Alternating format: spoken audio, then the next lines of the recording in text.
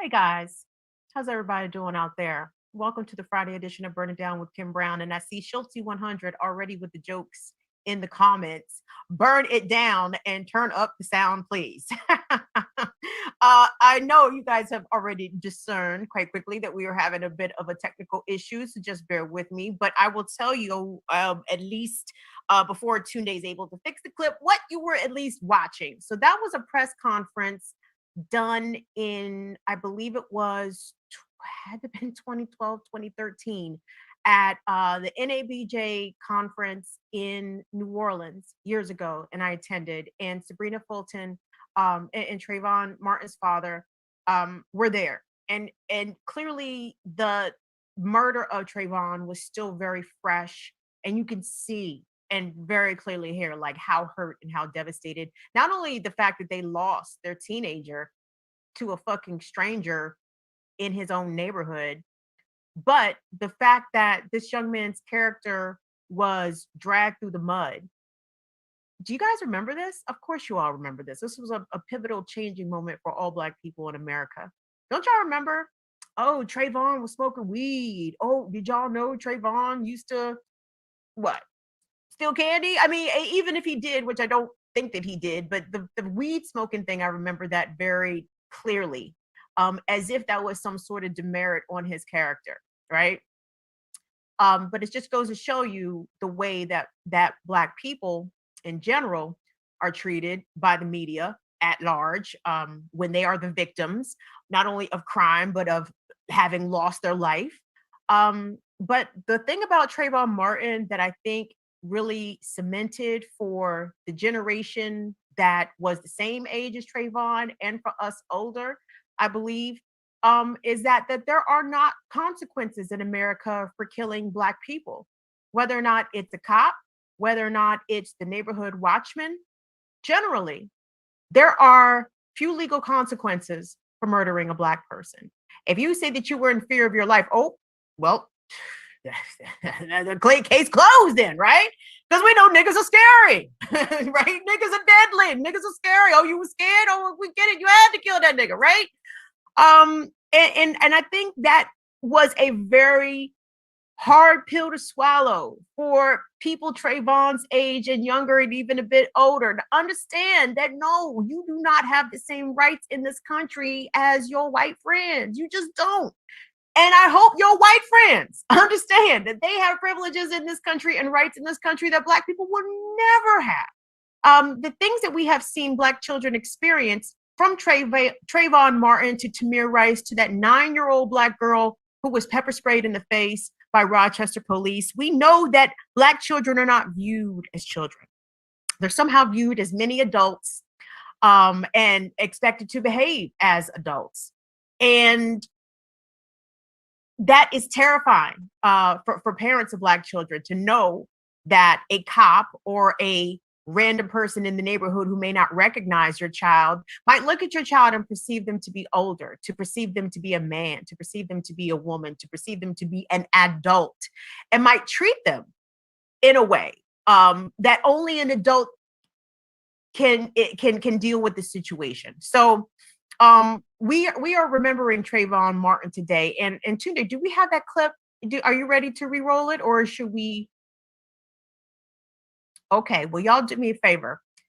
If there's no audio, just say something in the comments like y'all did before. But I want us to re-listen to this clip of Trayvon Martin's parents back from 2012 at the NABJ convention in New Orleans. Tunde, if you could. I'm not going to go into detail, but it was some things that I heard about my son that just were not true. And that hurt me a great deal because he was still a minor, and it bothered me. I know that's your job to do the reporting, but sometimes you need to verify the facts before you report them. Because like I said, this was our life. You know, this was my son. This was just not a news story and tomorrow is gone. I have to live with this the rest of my life. He was a very loving child. He kissed me every day. At 17 years old, he would still kiss me. He would still rub my stomach. He still did those little things for me that I miss so much. Those are the type of things that I'm going to miss, and that's not being reported. You know, I would take him to school. I miss me riding him to school in the mornings.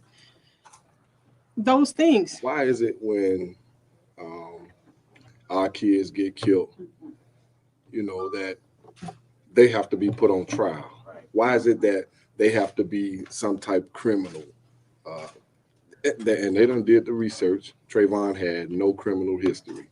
So why is it that everything that's being put out in public, why he have to, he this fight club, or he was this type of negative individual? Why can't we as parents bring our kids up to be upstanding citizens? Could you tell me? He's in his finna go in his last year of college. What criminal history does he have? So what I'm trying to say is, if he's of a certain lineage and he's doing the right thing, why can't his little brother do the right thing? Why his little brother got to be a criminal? Why we have to be bad parents? Why we can't be good parents? Why we can't love our kids? It's a crime for us to love our kids? And that's what's sad to me. That's real sad that America feels that even though we're separated, we can't love our kids and we can't bring our kids up right. And we can't want a better education for our kids, or we don't want a brighter future for our kids. I want the same thing for my kids as the vice president wants for his kids. I feel as if we hadn't have been loving parents, we wouldn't have been at this point. Just not being able to live with the fact that our son was taken away from us and nobody was arrested and no one was giving us answers. That right there just motivated me that much more to say no. Very powerful words, even many years later, from Trayvon Martin's parents.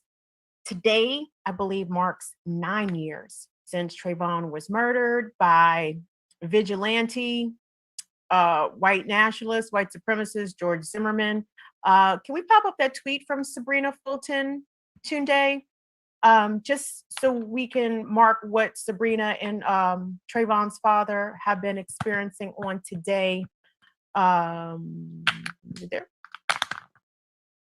And if y'all hear me rolling up, because I'm sorry, like Anna Hart, I see you in the comments, honey. Yeah, broken heart, me too, because Trayvon, I mean, I wept over Trayvon. When George Zimmerman was acquitted for those charges, I mean, I totally wept. Can we make that a bit bigger, Tunde? I can't really read. I see Trayvon's picture, but I can't really read Sabrina's words right there.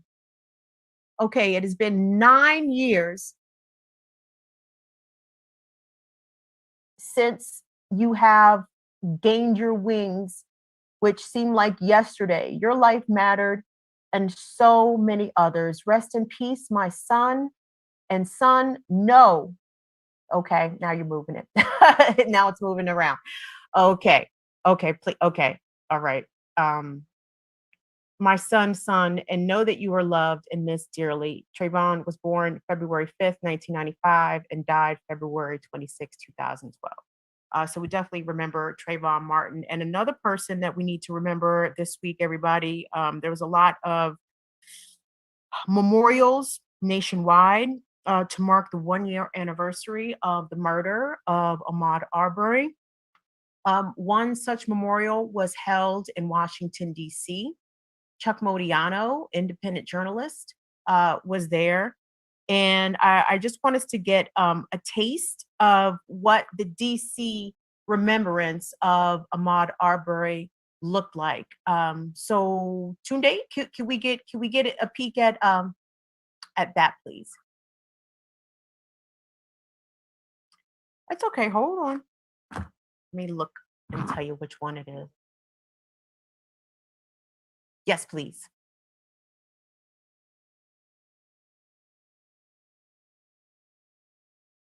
Duty to fight for our freedom! It is our duty to fight for our freedom! It is our duty to win! It is our duty to win! We must love each other! We must love each other! And support each other! And support each other! We have nothing to lose!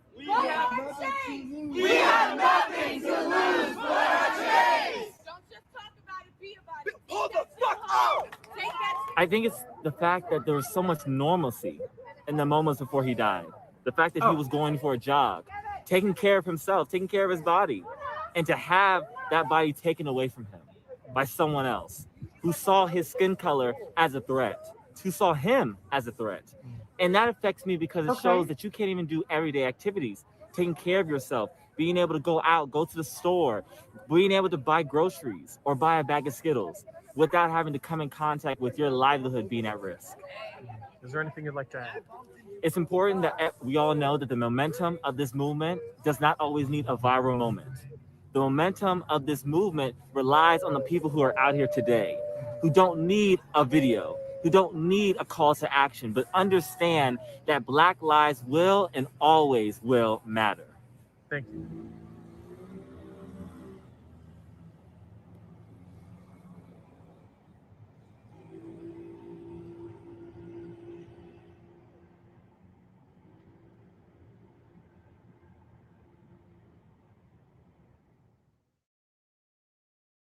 Very touching memorial there in DC for Ahmaud Arbery. That was Chuck Modiano, who was covering that and so many other events throughout Washington. If y'all go to Chuck's Twitter page, show Chuck some love, man. Chuck is out here doing the Lord's work in the streets to make sure that we, you and I, people like us who care about such things, are aware that there is a national outcry, a national outpouring of sympathy and brokenheartedness for Ahmaud's family, not only just Ahmaud's family, but Trayvon's family. And then we're coming up soon on the year anniversary of Breonna Taylor being killed. So we have to remember our folks, y'all, not to say that we don't, but I mean, these are just very, very, very, very sad milestones.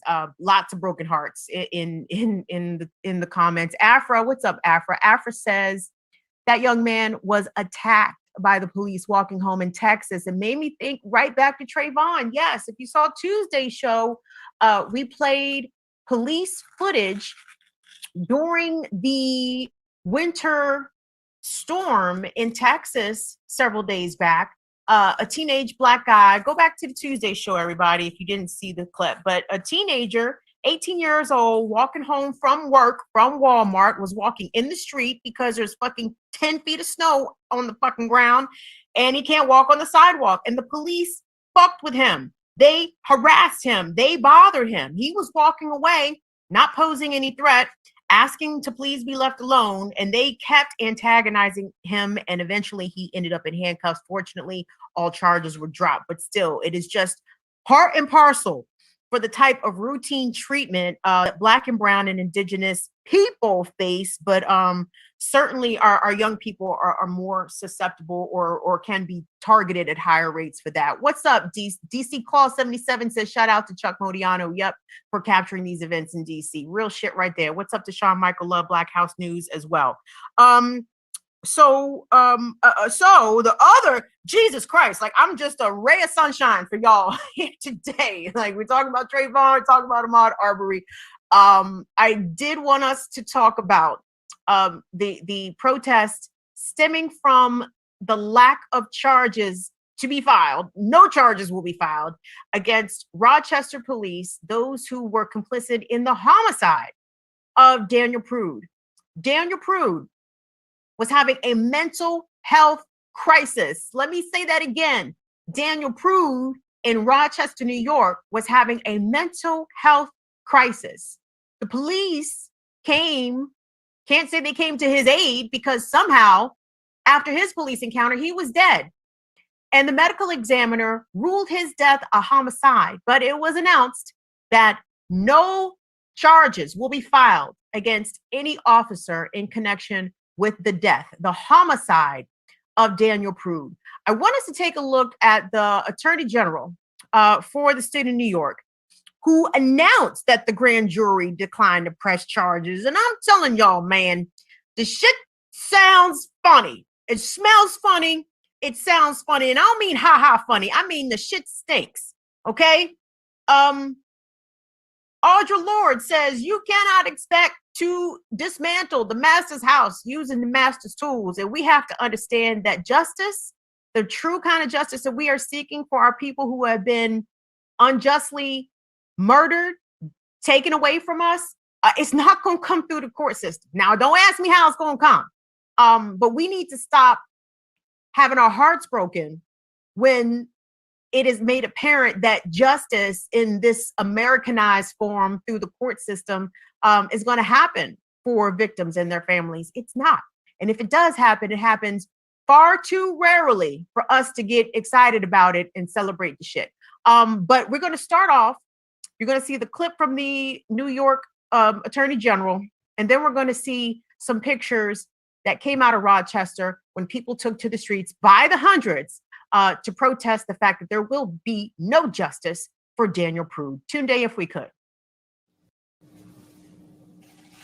We presented the strongest case possible, but today, the grand jury decided not to indict any police officer on charges related to Daniel Prude's death. I know that the Prude family, the Rochester community, and communities across the country will rightfully be disappointed by this outcome.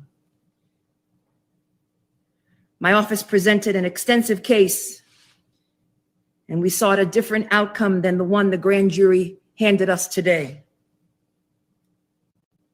We made every attempt to demonstrate the facts, but ultimately we have to respect the decision.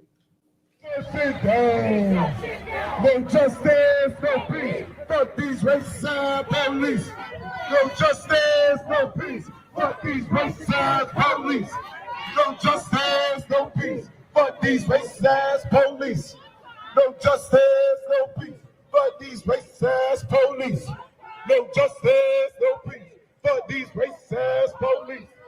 No justice, no peace. Fuck these racist police. No justice, no peace. Fuck these racist police. No justice, no peace. Fuck these racist police. No justice, no peace. Fuck these racist police. No justice. Daniel Prude. See his name. Daniel Prude. See his name. Daniel Prude. See his name. Daniel Prude. See his name. Daniel Prude. See his name. Daniel Prude. See his name. Daniel Prude. See his name. Now, gang, I know we have a lot going on between dealing with the pandemic, between dealing with another bitch ass nigga in the White House, lying, saying they're going to do shit and they're not going to do shit. But the issue of police violence is something that we cannot take our eye off of that ball at all for 1 second. And, you know, there has been some strides made in terms of successful defunding of the police in its infancy stages, right? Austin, Genevieve, I keep forgetting. We got to reach out to that Austin city council folks who had voted to reappropriate money designated for the police to buy a hotel in Austin, Texas, to house the houseless. That's fucking awesome. And we've talked to Seattle Councilwoman Shama Sawant about Seattle's efforts. We should probably check back in with her and see how that's going. I know Councilwoman Sawant in Seattle has a new bill that she has introduced addressing the use of munitions and chemical irritants by the Seattle Police Department, of which they had allegedly already banned. And it's funny how that works sometimes, right? Especially in these democratically controlled cities, there have been bans on the use of tear gas and pepper balls. I know Muriel Bowser in Washington, D.C. allegedly passed such a ban, but organizers and activists who have been in the streets in the subsequent months after said proclamation have confirmed to us that nope, Metropolitan Police is absolutely still using chemical irritants, as are a good many of these police departments that are under Democratic control. So we don't want to hear no shit about no shit, but we will check in with Councilwoman Sawant to check on the status of her newly introduced legislation so that police can, please, for God's sake, stop filling our air and our water and our city streets with these very dangerous gases that have negative health impacts on the people they're being used on and for people who just happen to be living nearby. Check Portland, Oregon, and you guys know exactly what I'm talking about. So I got to smoke now. I'm sorry. Give me a second. And I think I went back and watched one of the shows where I was allegedly smoking. No, I was totally smoking, but like, I don't know. I guess y'all couldn't see what I was smoking. So I didn't want y'all to think that I'm in here like T.I. and Tyne and getting high off the meth. No, no, sir. And no, madam. It is straight greenery from me, and green that grow out the earth. I don't know what the mother niggas be doing, but oh, FYI, if you're watching us on Periscope, hello to all our Twitter folks. Do us a favor. Follow the Twitter page, the show page, Burn It Down with KB. And go to the YouTube channel, Burn It Down with Kim Brown. Hit follow and subscribe, and like and subscribe, and share with your people. Share with your people. So y'all know I could not let a single day, go by without dropping an elbow on Joe Biden, bitch ass. Hold on, let me find which tweet it is. Thune Day. It is the tweet from White House Press Secretary Jen Psaki. That's a cool name. It looks Greek, but sake is Japanese, right? It's a Japanese drink. Trust me, y'all. I'm not being silly. I'm just saying. Hold on. There's so many goddamn windows open here. I'm trying to do too much. And now I done started smoking weed. Now I can't fucking concentrate. But that's okay. Y'all get me. Molly says, what bullshit? Yup, prosecutors run from the grand jury. Ain't that some shit, Molly? In terms of what happened with Daniel Prude. Oh, brilliant.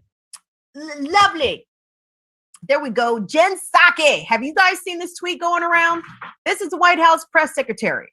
And she tweeted April 6th, 2017. Who was in the White House April 6th, 2017? Oh, right. Donald motherfucking Trump. And she had all the smoke for Trump. Jen Psaki says, also, what is the legal authority for strikes? Assad is a brutal dictator, but Syria is a sovereign country. Now, I'm quite surprised Jen Psaki let that tweet stay up after it has been grabbed and repurposed all over Twitter to ask her, honey, why can't you walk down the hall and ask your punk ass boss these exact same questions? As I'm sure you all have definitely heard, Joe Biden launched airstrikes against Syria for what they claim is in retaliation for rockets being shot from Syria over into Iraq, where last time I checked, Iraq ain't fucking America. So why is it our business if Syria is shooting rockets into Iraq? That sounds like Iraq's problem. But apparently an American contractor got killed, and look, that's all it takes for some white blood to get spilled in the desert. And all of a sudden it's time for whom the fuck ever is in charge of the White House to start dropping bombs on foreign countries. And like Jen Psaki said about President Trump back in 2017, taking similar actions to what Joe Biden has taken, Syria is a sovereign nation, okay? Like, if the United States does not approve of Bashar al-Assad, valid, understood. Al-Assad is terrible, not good for his people. At the same time, it's on his people to deal with him. You feel me? Like, especially in the sense that the United States has been diddling in Syria for almost 10 years now. And our humanitarian efforts are minimal. You understand? Like, I can see if this was a situation like Bill Clinton dealt with in the 90s in Bosnia, with genocide of Muslims just straight up happening. That was actually some foreign intervention that the United States did that I actually approved of. Maybe y'all can tell me for reasons in the comments why I might be wrong about that, and I'm okay being wrong about that. But just from the surface reasons given for the United States interference or interceding in Bosnia, in Herzegovina and Serbia and all those places to stop the genocide of Muslims, I was with that. I'm not with these shits, especially considering the fact that what the United States continues to prove over and over again is that we definitely got money for bombs. Oh, baby, you gonna fire some jets? We're gonna drop some bombs. Oh, we need some new fly shit. Oh, we got all the war shit. Raytheon locked us up, right? Our new Secretary of Defense was serving on the board for Raytheon. So we got all the 2022 Raytheon new shit coming out, right? So, of course, it is a priority of the Biden administration because they are, of course, Democrats, which very differ very little from Republicans, especially if you want to go back to past 4 or 5 presidents.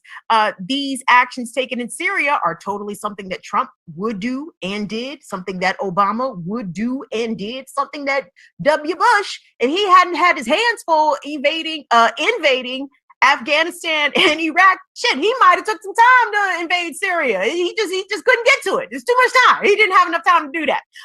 But my point is, this is part of the American doctrine. This is what we do. We bomb other places, and dare somebody to bomb us, right? And all this has to do with this proxy war that the Americans are fighting with the Iranians. And I guess this is just going to happen for the rest of our lives. Like, I mean, we ain't never gonna settle this shit. My God, like we just gonna beef with Iran forever until somebody decides to launch a nuke, and then it's a wrap for everybody. Who is in these here comments saying what? I ain't either. Burn it down. Yes, fuck them niggas. Anna Hart says Black Magic. What's up, Black Magic? Afraid Not and Ratchet. Hold on. Now I gotta scroll up to see what Black Magic said, because everybody's making up Black Magic. Let me see it. There's always money for bombs. Yes, it drives me nuts. Especially considering the fact that tonight the House is scheduled to vote on the COVID America's Back plan, Build Back Better Bombs, bitch. I don't know what the fuck Joe Biden is calling this shit, but the House is going to vote on the COVID relief plan tonight, right? $1.9 trillion.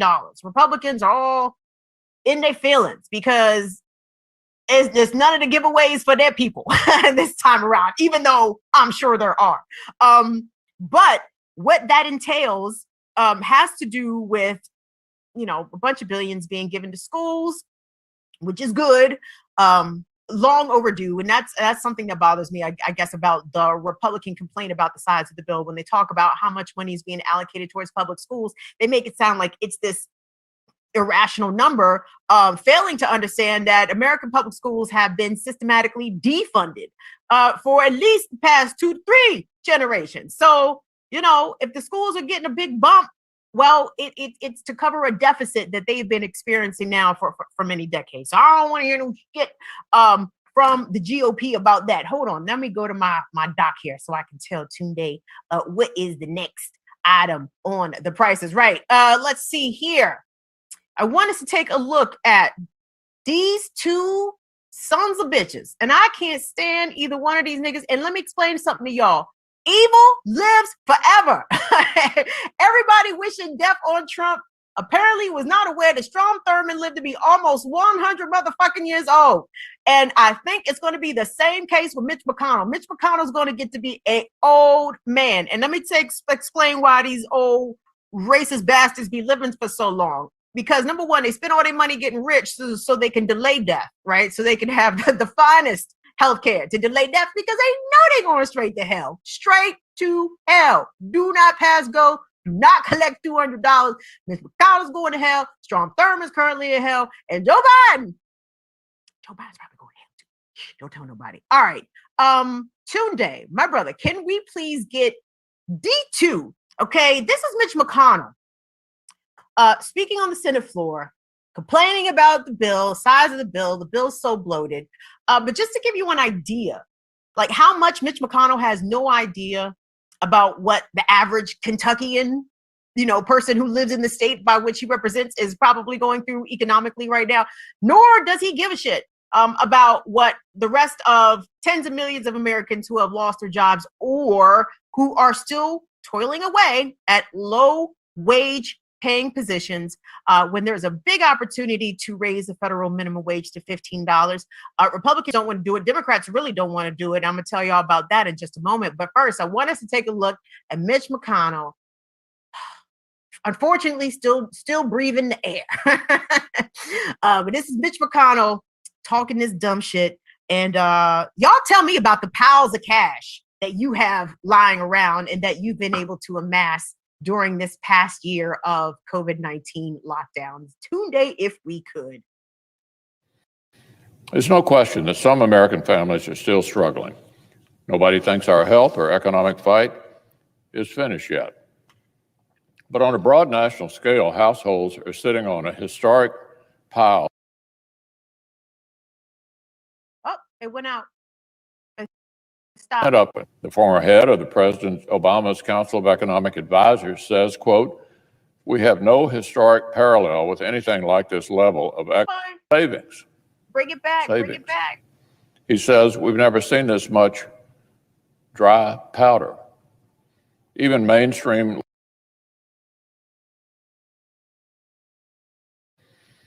There's no question that some American families are still struggling. Nobody thinks our health or economic fight is finished yet. But on a broad national scale, households are sitting on a historic pile of pent-up cash, waiting for the economy to reopen. The former head of the President Obama's Council of Economic Advisors says, quote, "We have no historic parallel with anything like this level of excess savings." Savings. He says, "We've never seen this much dry powder." Even mainstream liberal economists agree that our country does not need another massive fire hose of borrowed money. This is not April of 2020. This is a different chapter.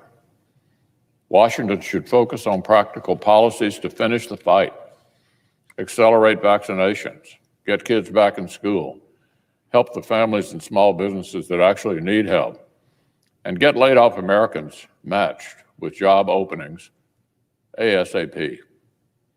Unfortunately, the Democrats' partisan proposal would not just be wasteful, but in certain ways actually counterproductive. It would have Washington go out of our way to discourage hiring, discourage a return to work, and actually keep things shut down longer. Mitch McConnell is still drawing the air. Don't that make y'all mad? I'm not saying do something about it. I'm just making an observation. Did y'all hear that nigga? Mitch McConnell said people are sitting on piles of cash. And look, and then he thought he had his ace in the hole when he was like, yeah, and Obama's economic advisor, Secretary Obama, said that people are sitting on record savings. Well, given the hole that people found themselves in, at least during the first term of the Obama administration, yeah, I'm sure Obama's economic advisor would be shocked that people could have any bit of money saved up, given how much money and wealth was lost, especially by Black Americans during Obama's first term. Again, I understand Obama inherited a shitty economy. You don't have to remind me of that. I'm very familiar. At the same time, a lot of them houses that Black people own, they stopped owning them when Barack Obama was president. I digress. What we got here? What's up, Butterscotch Sweets? Butterscotch Sweets says, it's funny that he hasn't mentioned the historical pile of money. Thank you. Come on, Butterscotch Sweets. That Bezos, Musk, Elon. Oh my God, I hate Elon Musk like so bad. Bill Gates, Warren Buffett are sitting on. That's not a problem. My $2,000 was promised. Is a problem. Get the fuck out of here. Thank y'all. Like, I mean, so what happens, y'all? Like, what happens when the people stop going for the okie doke? Like, we understand now, like it has been made crystal clear. Of course, we knew that the Republicans, by and large, were not in favor of giving $2,000 stimulus. Of course, we know the idea of Republicans approving a monthly federal stimulus relief to people would absolutely be out of the question. But it's so weird to me because, like, so I know that Trump is a bit of a political aberration, and Trump will say anything to anybody, depending on the circumstances, as long as it suits him, right? But the latter part of his days, prior to, actually, no, was it during the election? It might have even been during the election or between at some point during his lame duck point, November to January. Trump was advocating for $2,000 stimulus relief. How come? And I guess Joe Biden was too at the same time. Wait a second. Wait. Trump and Joe Biden was advocating for that $2,000 at the same time because Joe Biden was still campaigning in Georgia, lying his ass off, promising us $2,000. Joe Biden ain't thought about giving us $2,000 since it was determined that Warnock and Ossoff was going to the Senate. No. I'm trying to tell you, Republicans ducking They're doing something. They're docking. I don't know what they're doing. Something. I mean, listen. Okay. So you thought Mitch McConnell sounded ridiculous. I want us to check out. Oh my gosh, who is this bitch ass nigga? He is oh yeah, from South Dakota. Senator John Thune. Y'all saw this. We don't? Ah, boo. Boo. Well, it's on his Twitter page. If you have a moment, Tunde. This was a mistake that I made, guys. I forgot to put the link to the video, but it's on Thune's Twitter page. He's so proud of this fucking terrible sound clip that he gave. He probably has it pinned at the top of his Twitter. But y'all know what he said. This nigga said, he was like, yeah, when I was a kid, I was making $1 an hour working at a restaurant as a busser. We're gonna get the clip. We're gonna play it back for you, but I'm gonna give y'all a little primer about what he said. So then he said he thought it was hot shit when he got moved up to cook. It was making $6 an hour. Now, what the motherfucker forgets to mention is that he's 60 fucking years old. Okay, and that's not a knock to 60-year-olds after all. But it's been quite a while since 60-year-olds were teenagers, and I know that rate of inflation and all that extra shit. It has changed quite a bit since the 60-year-olds were 15. So, Senator Thune, please spare us your ahistorical nonsense, sir. Like, it may not be ahistorical relative to what you're talking about, but my nigga, it is 2021. Nobody want to hear that shit. Like, $6 an hour ain't been lit forever. I mean, I'm trying to think. I'm curious. In the comments, do me a favor, y'all. What was y'all first or second job like? Hourly wage. I'm thinking mine was pretty low. Like, I'm thinking, because my first job was at Pizza Hut. 94, 95, somewhere in there. I don't think Pizza Hut was paying all that great. And I think when I started at Chuck E. Cheese, yeah, I worked at Chuck E. Cheese. I worked at Chuck E. Cheese in high school. I worked at Chuck E. Cheese for 2 years. I have a spawn spot for Chuck E. Cheese. Dare me to go into a Chuck E. Cheese during COVID times. I'd be goddamn. I think my starting wage at Chuck E. Cheese might have been like $5.25, somewhere in there, Courtney, the SLP. Yep. Scorekeeper, what, for basketball games? Alicia, you must be a baby. How your first job start off at $8 an hour? Or you must not be in America. That would make more sense. Anna says her first hourly job paid her a grand total of $7 an hour at a bakery. Was this you just give me the decade, Anna. I'm just curious, just to give y'all a question. Al Grasniak, 550. Oh, Al, you must be old like me. I got you. Butterscotch Sweet says my first job ever back in 1990 was at a bank, and I mean 653 balling. Right. In 90, now you was kind of balling, right? But anyway. The Charles Entertainment Chain. Oh man, y'all, Chuck E. Cheese was wild. I got it. Thank you, Tunde. Thank you. See, and Tunde, I wasn't even high when I forgot to put that link on the doc. Okay, hold on, y'all. Everybody, A&W, I think $4. Good God, gosh, y'all. So that was 96. You were making, you was making good money in 96. And if you was making $7 an hour, shit. Clearly it's not good money. Clearly it's all starvation wages, right? I mean, it was probably starvation wages then. I just didn't know no better because I lived at home, right?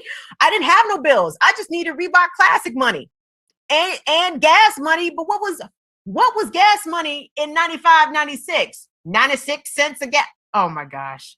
Come on now. Stop playing with the American people, Joe Biden, Mitch McConnell, and John Thune. Please, y'all, listen to this motherfucker. Listen to this nigga just make no sense whatsoever for not raising the minimum wage at a federal level. Today, if we could. You've heard us already talk about the bill and many of its provisions, which has been pointed out, I think, many times by many of my colleagues, would have a very, I think, detrimental and harmful impact at the time we're trying to the virus. A lot of it's going into these other things.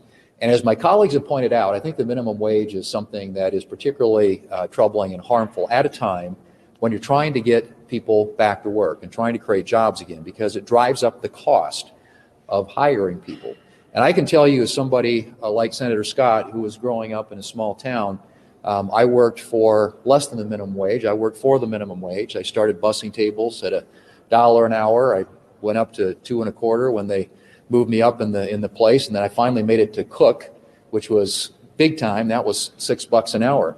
But everybody in my town, I grew up in a little town on Interstate 90, as people were heading west to Mount Rushmore and Yellowstone and points beyond, was in one way or another involved in the travel industry. So 2 of my brothers worked at filling stations. My sister waited tables. My other brother worked at our big local attraction, which was the Pioneer Auto Show. And as I said, I cooked at the Star Family Restaurant. All of those businesses work with very narrow margins. And if you take a $15 minimum wage, and I will tell you right now in South Dakota, the minimum wage, and our state sets it, which is frankly where I think it should be done. Our state has a $9.45 minimum wage.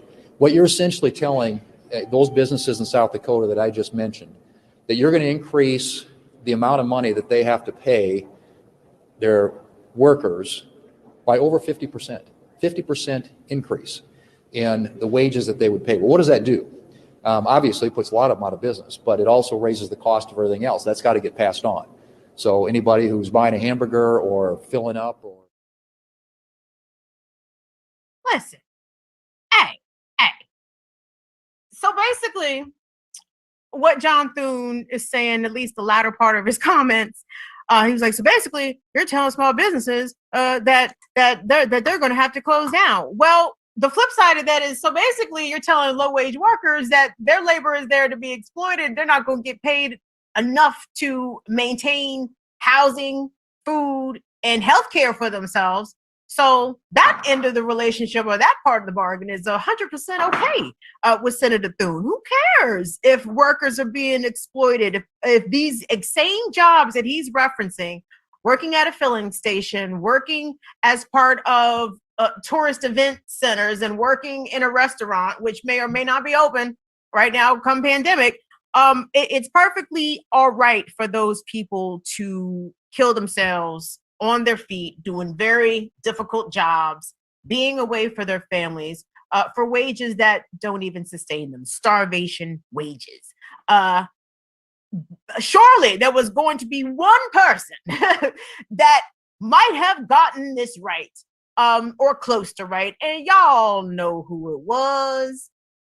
You know, I think, and let me assure you, the name of the show was in no way inspired by the good senator from Vermont. But I think it's safe to say. Yeah, I mean, Bernie's not perfect. Bernie ain't out here walking on water. Let's make that very clear. You know, Bernie has his shit with him, as naturally he would. I'm not, well, maybe I am. I say, I'm not here to make aspersions about casting generalization on large swaths of people, but you know, a lot of people in that demographic get this shit wrong. Okay. And Bernie guys, he gets it right. He He was on Jimmy Kimmel, and his people like remixed his appearance with like some like neo soul organs like playing underneath it. So we're gonna play a snippet of Bernie, his take about the $15 minimum wage, why it needs to happen, and how fucked up that it's not happening today. If we could, $2. $15 an hour, and by the way, it's over a 4-year period, is not a radical idea. You understand, to make $15 an hour, you are not getting rich. No. But at least you have a shot to live with a minimal of dignity. And you don't have to have all of the stress and pressure that's on you right now trying to survive on starvation wages. I've heard you talk about this, and I think one of the interesting things is, because there are some people that say like, well, how are you supposed to run a business if you have to pay all your workers $15 an hour? I won't be able to make it. And I think probably in some cases that is true. But ultimately, when you pay your workers $7 an hour, we all wind up paying for it anyway. Jimmy, that's an enormously important point, and we're going to be discussing it this week at a hearing. And here is the point, and I want everybody to hear this. Right now, you have Walmart, which is the largest employer in America, owned by the Walton family, who are worth $200 billion. They're the wealthiest family in America. And about half of their workers earn less than $15 an hour. Their starting wage is $11 an hour. When you are paying people starvation wages, those people need to get food stamps, they need to get Medicaid, they need to get public housing perhaps. They need help in order to survive.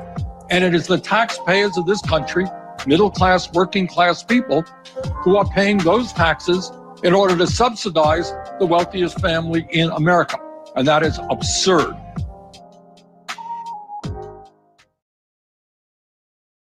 Yep, Bernie, of course, spent nothing but the fiznacks on the issue of the $15 an hour minimum wage.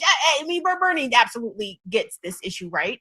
But something that I think is not, well, it's being reported heavily, or at least discussed heavily on social media. I'm not so certain whether or not mainstream national and local outlets are touching on this angle of it. But today, if you could pop up that Rolling Stone article, because so the $15 an hour minimum wage does not have to die. Now, the reason it is dying is because of, I'm sure you've heard, a Senate parliamentarian rule, right? The Senate parliamentarian, who is a unelected person, right? Last name McDonough, said that including the raising of the hourly wage to $15 an hour at the federal level as part of the budget reconciliation process. Kids, remember we talked about budget reconciliation on Tuesday? Anybody remember? Kind of. we watched a movie about it, right? Okay. So through that process, the Senate parliamentarian says that including the minimum wage, raising the minimum wage, goes against the Senate rules and cannot be included in that way or voted upon in that way. However, according to the good people at Rolling Stone and many others who are familiar with such proceedings, in terms of the, quote, arcane way that the United States Senate chooses to operate, to me, all of these obstructionist methods and delaying and all these conflated and arbitrary rulings and such are just ways to maintain white supremacy, right? Because only elites understand that shit, right? Not only, but you know, they are trained, they are brought up in the word of Shaitan. Y'all know what I'm talking about. So Rolling Stone, however, reports that there are, and I'm gonna quote here, there are multiple options available to Biden if he was truly committed to the idea that, as he said in his statements on the ruling, quote, no one in this country should work full time and live in poverty. For one thing, the president could just ask Kamala Harris, the president of the Senate, to overrule the parliamentarian. In fact, one former parliamentarian has said it is entirely at the VP's discretion to listen to McDonough, the Senate parliamentarian, on a ruling like this one or not. Slate reports Vice President Hubert Humphrey routinely ignored his parliamentarian's advice. The other option, Rolling Stone goes on to report, that's available to Biden, he could just ask the Senate Majority Leader Chuck Schumer to have the parliamentarian fired. That's what the GOP-controlled Senate did back in 2001. And when the parliamentarian ruled the Bush tax cut could not be passed through reconciliation process in these circumstances, nearly identical to this one. Woo! Listen, and that might be the redeeming quality some working class voters see in the party. GOP may be primarily concerned with cutting taxes for the wealthy, but at least when they say they're going to do something, they actually get the job done. Exactly. Hold on. Let me credit this author, journalist, person appropriately. Tess Stewart is the author of this piece by Rolling Stone. Check her piece and others, because I'm hoping this is catching some traction now, because for fuck's sake, like, Joe Biden and Kamala Harris are determined like to play like the most in our faces in the first 100 days. My God, like if you think that this is a lot, which I totally think this is a lot, between the failure to follow through on the $2,000 stimulus, the bullshit immigration, basically leaving the kids in the cages, deporting people, specifically Black people, at record rates and big rates. I don't know about the records, but he deported a lot of Black people so far. And he just got in office January. Also, new airstrikes on Syria, shit. Also, lying, playing in our faces about the $2,000 stimulus that I already say the stimulus, because I meant to definitely double down on the lack of stimulus. And just general shittery, like his cabinet picks, trash, bad. When people say that there is not a lot of daylight between Democrats and Republicans, this is what they mean. Like, we understand Trump, unhinged, open racist, just scary fellow, honestly. Like, when you look at the totality of Trump's policies, ranging from climate to the Muslim ban to just a myriad of things, threatening Iran via Twitter. I mean, just insane shit, right? And it does feel better. A little bit, it's better without him there, in terms of that sort of mental shit always hanging over you. Like, what crazy shit is Trump going to say today? Because you know that you would encounter it somehow, right? Even if you were trying to ignore Trump, you couldn't ignore him. So it does feel good not to see that motherfucker. But I don't feel reassured. I don't think somehow the country is on a better path because Joe Biden is in the office. Joe Biden. Listen, and it's so wild to me to see people like defend Joe Biden. I'm like, y'all act like y'all don't know him. Like, Joe Biden has been in this to lose this for a while. Like, I tell myself this joke, right? Like, people thought it was going to be the end of America and the end of the world when a Black person finally got elected to run the United States. No, it's when Joe Biden, because Joe Biden has been such a loser. I mean, has seriously tried to be president and all this other shit. And you see how Joe Biden got to have like a Black person alongside him, apparently, to win anything national, right? He couldn't do it on his own. I can't remember who Joe Biden's running mates were. When I don't even think he even got to that part of the race, which goes to show you how shitty of a presidential candidate Joe Biden has historically been. So no, I think that we are at the dawning of the true steep decline of the empire, because they let Joe Biden run the shit. That means they let anybody run this fucking country, okay? I am being dead ass. Okay, I'm back to the comments. What's up, Cryptician? Yeah. Graham Locke, yes, America does do a lot of crazy shit. Oh my God, the chat's moving quick. Am I too high to read it? I don't think so. But I might be a little high to read it, but I can. Biden put up a middle finger. Yes, he did, to the people. And who made sure he got in? And listen, and that's the crazy, anyway, I was going to say, that's the crazy shit. Like, people showed up, like, that's what kills me. Like, people showed up in a pandemic to fucking vote for Joe Biden of all niggas. Can I stress to y'all, like, okay, so we look at the analytics demographics for this show. This show largely gets 35 to 46. Is that the age range today? Our big age range, or does it go up to 55? I can't remember. So 35 to 55, like, that's Gen X. Like, Gen X, we peeped Joe Biden from way back, shorty. Like, we remember Joe Biden being trash, big trash, okay? And if you live on the East Coast and you traverse through Delaware, Delaware is not a shining example. I'm sorry, Delawareans. Somebody had to tell y'all. No, y'all knew that already, but Joe Biden I basically had a little fiefdom in Delaware from the Senate. And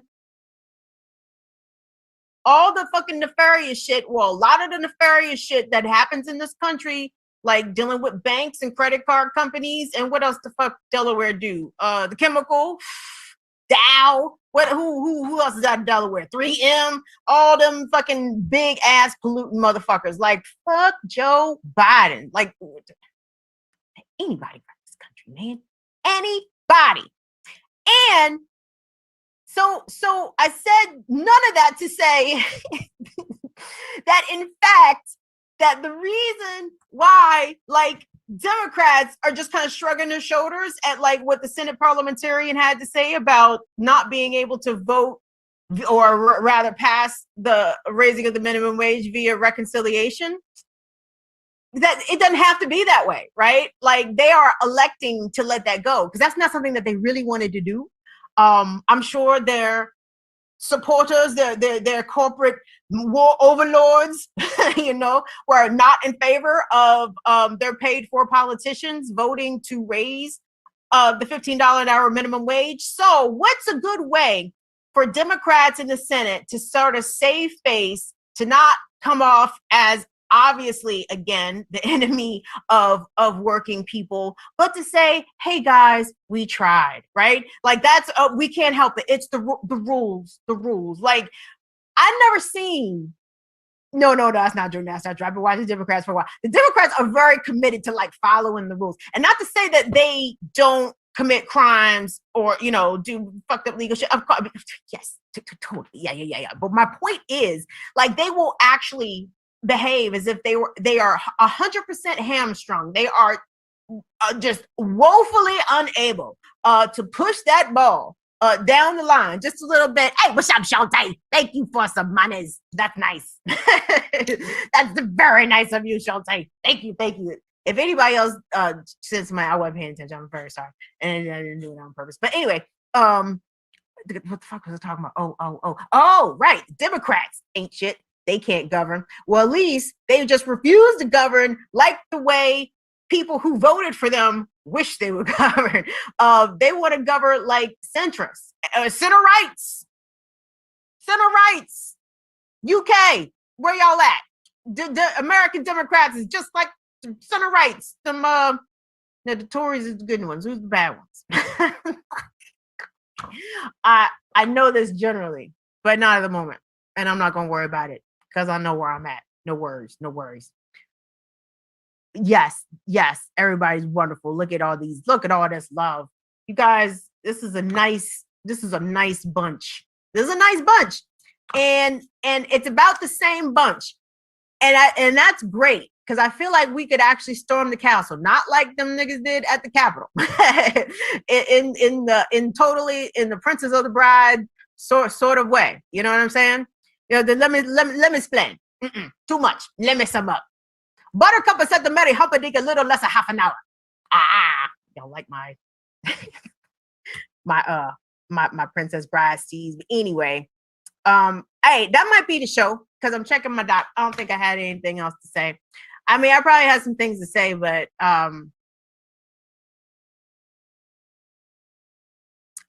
Black Magic. I'm good. Listen. I've been high the whole pandemic. Well, I was high. I've been high.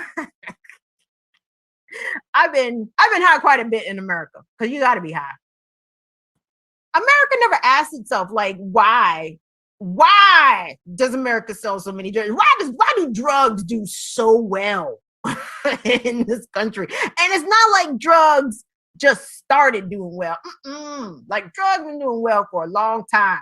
Pablo Escobar was moving humongous amounts of cocaine into this country. You know why? Because not just nigga, they was snorting it up. Couldn't get enough. Give us more. And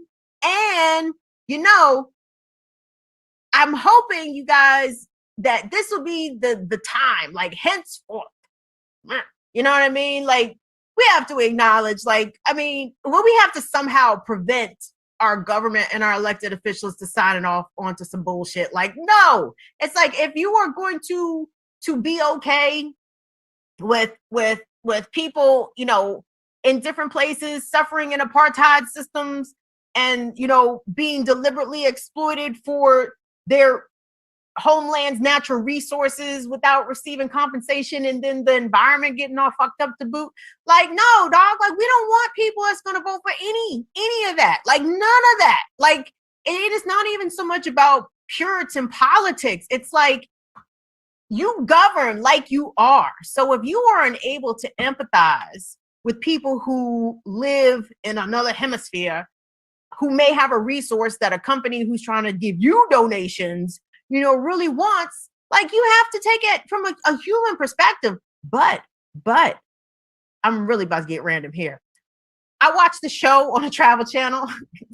It's called The Dead Files, and it's a medium. I think Amy Allen might be part psychic too, but she's a medium and she's teaming up with this cop. I think this is a little bit of propaganda that we all kind of end up.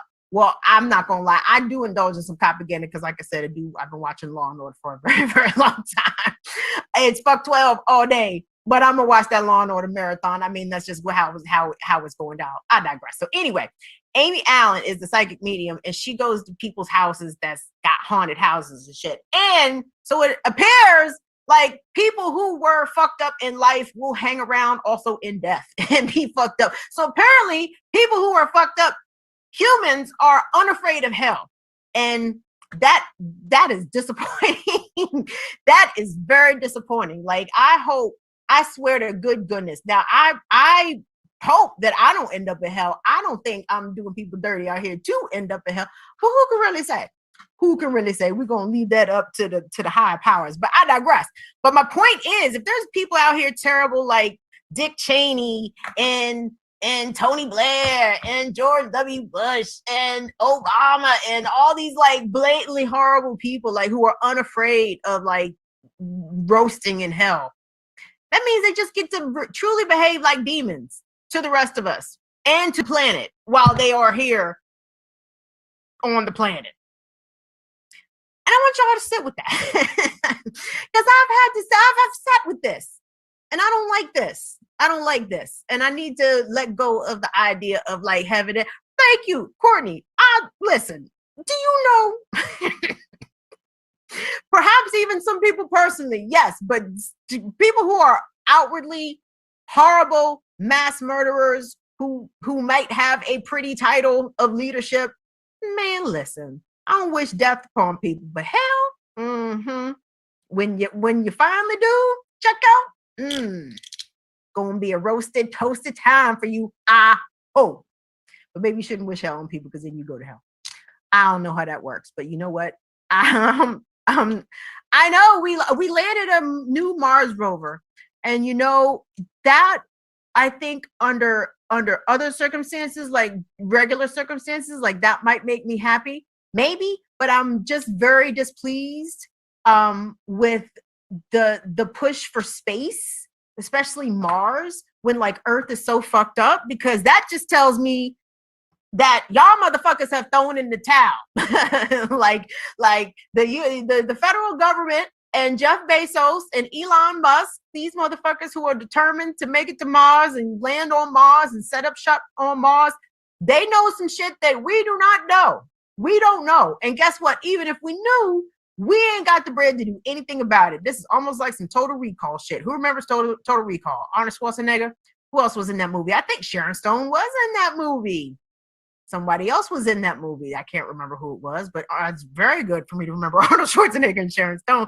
But I digress, right? You had to have the bread to go to Mars. And if you didn't have the bread, you had to stay on Earth. But Earth is turning into a hot box, as it were. And so yeah, that's bad. But y'all, I forgot to plug in the laptop, so it is letting me know there's 8% left.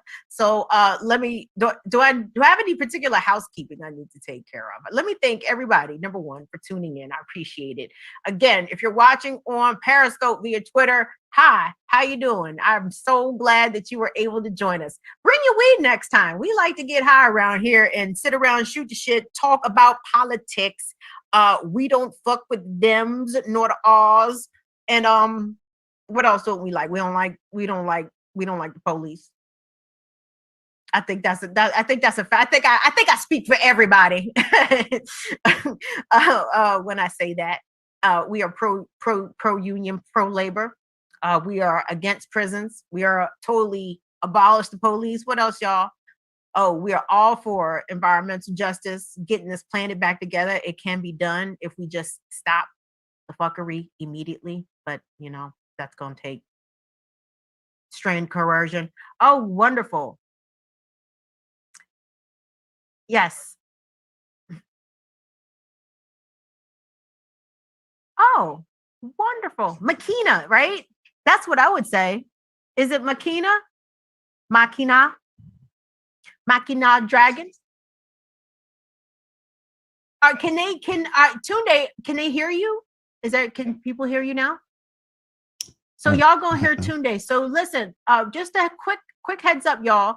Tunde and Genevieve are gonna start talking to me periodically because sometimes they can't find Auntie in the mall and they need somebody to get on the loudspeaker and then tell her to meet her people at the food court. So here on occasion, you're going to hear the voices of Tunde and Genevieve. So you're about to hear Tunde right now. Go ahead, Tunde. I'm sorry. Hello, everybody. So our new patron for the week was Mackinac Dragon or McKinney Dragon. How you doing? See, I said Makina. So Makina.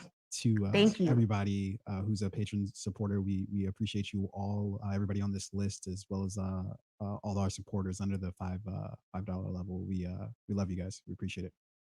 Big time. Liu Kang just hit us in the super chat. I'm still trying to get used to this whole idea, which is wonderful, but I appreciate it very much, Liu Kang. Liu Kang says that they think that they're about to leave us here after they finish pillaging Earth for its resources. Why wait? Leave now, and the meek will inherit the Earth. Why the fuck thank you, Liu Kang. Why the fuck do they want to go to Mars? I need a beach. Do y'all see any beaches on Mars? I ain't seen near beach. I ain't seen near a body of water. I mean, you can't even breathe. Again, Total Recall. When Arnold and the other chick got spit out of the building, their faces got blued up and everything. They couldn't breathe. The shit was crazy. They almost died. And then they found the alien code. I can't do no spoilers on 25-year-old movies, y'all. maybe older than that. That joint is old. That joint is old. But yes, you guys are amazing. So thank you very much again for watching. Molly says, Molly's sharing a screenshot. I should do that. The problem is there is 5% left on this laptop, but we're gonna get it all in, y'all. Woo, woo. Also, should the list for $10 and people wait a second. Okay. So Tunde said, okay. I'm sorry, guys. I'm so not usually paying attention to a lot of things. But thank you very much, Chris Garrett. Is that right? Oh my gosh, Chris, that's amazing. Thank you so much. That's very much appreciated.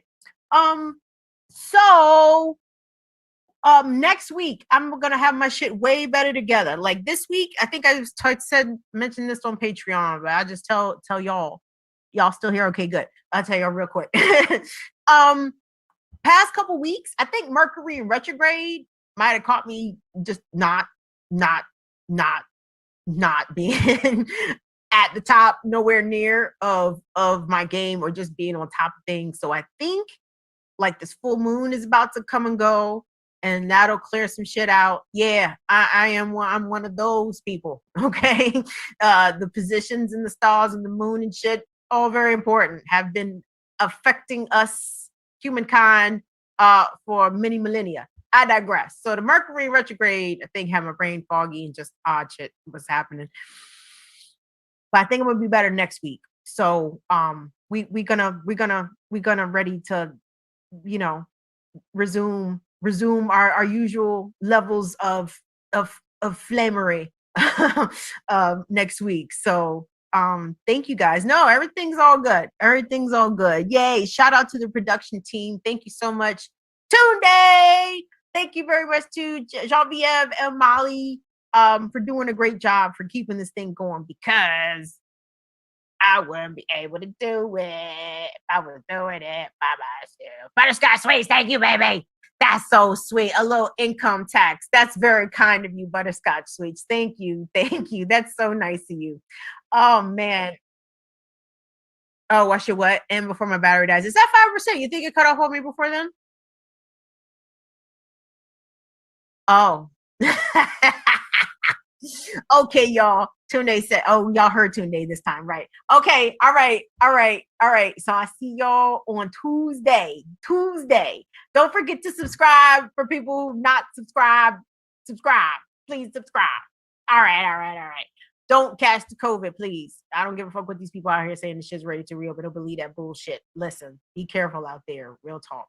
All right. Y'all have a great weekend. I'll see y'all on Tuesday. See y'all later. Bye-bye.